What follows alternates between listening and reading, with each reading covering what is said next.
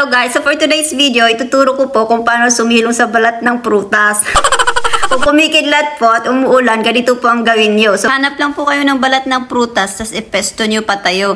Ngayon, kung gusto nyo, isprehan nyo po para mas magmukha po siyang parang nababasa. Pwede naman pong hindi nyo isprehan kasi may effect din na rain, kaso nga lang mas magandang tingnan pag nabasa. Ngayon, next na video, umasta na lang po kayo na parang uulan, tapos sisilong nga kayo sa kung saan, dun sa may balat ng prutas. So, edit na tayo guys. So, open nyo lang po yung CapCut, tapos tap new project, tapos unahin nyo pong pindutin yung video nyo bago yung may balat ng prutas. Tapos add dyan po sa baba. So ito guys, dalawang clips po to. Ang una nyong gawin, punta kayo dun sa first clip. Pindutin nyo po yan para ma-highlight, lumabas yung tools. Hanapin nyo po sa tools nyo yung overlay. Pindutin nyo yung overlay, automatic na bababa. Ayan. Ngayon, next na gawin nyo, pagpantayin nyo po yung mga dulo. So, pindutin nyo lang po yung mas mahabang clip dyan sa taas para lumabas yung sidebar. Tapos, i-drag nyo yung sidebar para magpantay po dyan sa dulo ng pangbabang clip. Ngayon guys, next na gawin nyo, tatanggalan na po natin yung background. Yung sa babang clip ha. So, pindutin nyo po yung nakababang clip para yan po ang ma-highlight at lumabas yung tools. Pindutin nyo po yung remove BG. So, pag pinindot nyo po yan, ang piliin nyo po yung auto removal. Ngayon, antayin nyo lang po na ma-process na magsabi na background remove, tsaka nyo na lang pindutin yung checkmark dyan sa gitna. Tapos, pindutin nyo po yung back arrow dyan sa gilid para bumalik sa tools nyo. Ngayon, next na gawin nyo, habang naka-highlight pa rin po yung nakababang clip, ipitin nyo po yung screen nyo para lumiit kayo. Tapos, ipwesto nyo, ipasok nyo dyan sa balat ng prutas.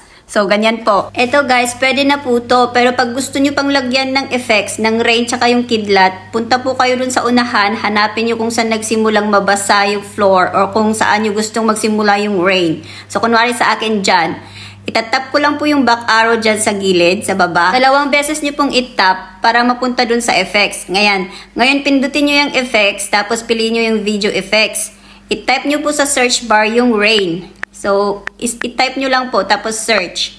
So, ayan guys, mamili lang po kayo kung saan yung gusto nyo. Pero yung ginamit ko, yung una. Ayan, pag nakapili na kayo, i-tap nyo lang po yung cancel dyan sa gitnang gilid. Tapos yung checkmark po ulit, para makabalik kayo. Ngayon guys, dagdagan po natin yan ng lightning. So, kung gusto nyo lang naman, so punta kayo dun sa unahan, tapos pindutin nyo ulit yung back arrow dyan sa baba. Tapos, i-tap nyo ulit yung video effects. Tapos, i-type nyo na po yung lightning. Di ba kanina rain, ngayon naman lightning po. Tapos, i-search nyo ulit. So, mamili na lang ulit kayo kung saan dyan ang gusto nyo. Pero yung ginamit ko, yung una ulit, yung lightning crack. So, pindutin nyo po yan. Tapos, i-tap nyo yung cancel. Tapos, yung checkmark ulit para makabalik.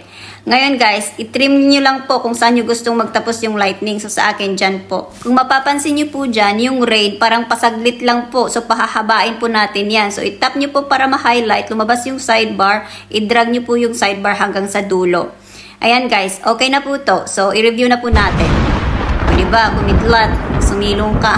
Diba? Oh, magic. So, i-tap nyo lang po yung export button dyan sa taas para ma-export.